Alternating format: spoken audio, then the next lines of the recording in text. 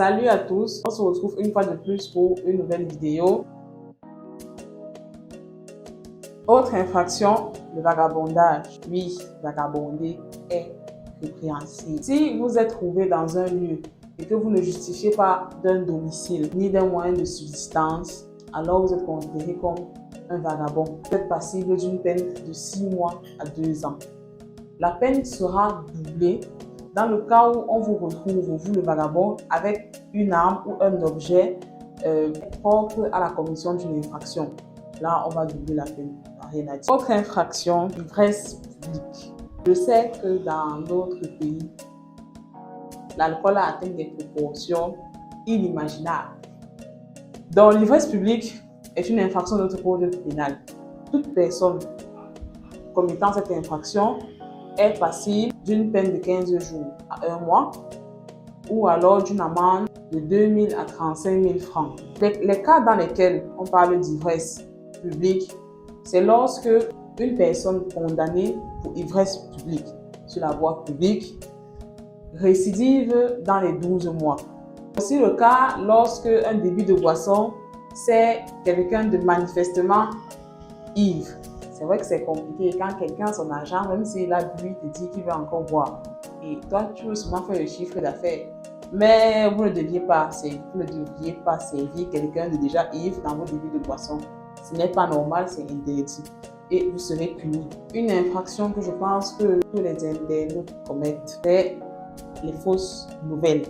Les fausses nouvelles, c'est lorsque nous propageons des nouvelles sans avoir la véracité des faits, sans se baser sur une quelconque raison objective vous pouvez faire. Sachez que les fausses nouvelles peuvent être répandues pas seulement sur le net. Je dis sur le net parce que nous sommes très téléphones ces temps-ci, mais ça peut aussi être du bouche à oreille. Le Congo, ça va tuer quelqu'un. Ça peut être dans les journaux. Bref, par tous les moyens qui peuvent être utilisés pour transmettre une nouvelle, pas uniquement les réseaux sociaux. Pour la propagation de fausses nouvelles, sachez que vous êtes passible d'un emprisonnement de 1 an à 5 ans, amende de 20 000 à 10 millions. Prochain article, c'est la lacération d'affiches. On peut constater ce genre de phénomène souvent dans les universités où tu trouves les résultats de la session normale. Et dans ces résultats, tu n'as pas validé beaucoup de matières. Tu n'as presque rien validé du tout. Mais c'est l'université, on fait avec. Alors tu décides que bon, vu que moi je n'ai pas validé, pourquoi les autres sauront s'ils ont validé ou pas?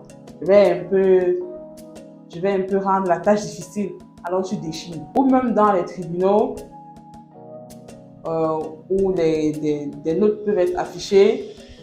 Et toi, peut-être parce que tu cherchais un papier, tu te dis bon, ça doit pas être si grave, si j'enlève un peu, ils vont certainement remplacer. Donc tu déchires, note ton numéro, avant je donne à ta personne. Sachez donc que ce n'est pas autorisé, ce n'est pas permis et c'est très répréhensible. Et tu ne peux pas mettre une autre affiche au-dessus. Tu es donc passible pour le tel d'acte d'une peine de prison de 15 jours à 6 mois et d'une amende de 5 000 à 50 000. Autre infraction, le favoritisme. On va dire que c'est l'un des fléaux de notre société. Pas moi qui ai venu dénoncer ce qui existait déjà. Mais sachez que vous, en tant que fonctionnaire, lorsque vous faites passer quelqu'un avant quelqu'un d'autre, sur la base de vos relations personnelles, vous êtes passible d'une peine allant de 1 an à 5 ans. Dans le cas où l'autorité ou le fonctionnaire en question est un magistrat ou même une autorité administrative, il faut savoir que la peine est doublée. Mais vous, les justiciables, ne laissez pas dans les administrations à penser que notre loi camerounaise ne réglemente pas certaines choses. C'est réglementé, juste que vous ne savez pas et vous ne lisez peut-être pas. Si j'entreprends de vous présenter ainsi certaines infractions, parce que là, je n'ai pas tout cité, j'ai juste pris quelques infractions comme ça dans le code et prochainement, je vais parler d'autres infractions aussi. Donc, si je prends le temps de vous parler de ces infractions, c'est pour que vous sachiez qu'il y a certaines situations que vous vivez qui sont encadrées. Ce n'est pas parce qu'on n'avait jamais entendu parler d'une plainte concernant tel cas que ça signifie que la loi dessus n'existe pas. Donc, il faut vous documenter ou alors vous rapprocher des conseillers juridiques. Je ne vais pas dire où vous allez trouver un. Mais voilà, c'est à ça que servent les conseillers juridiques. C'est tout pour cette vidéo et nous nous retrouvons prochainement pour une nouvelle vidéo.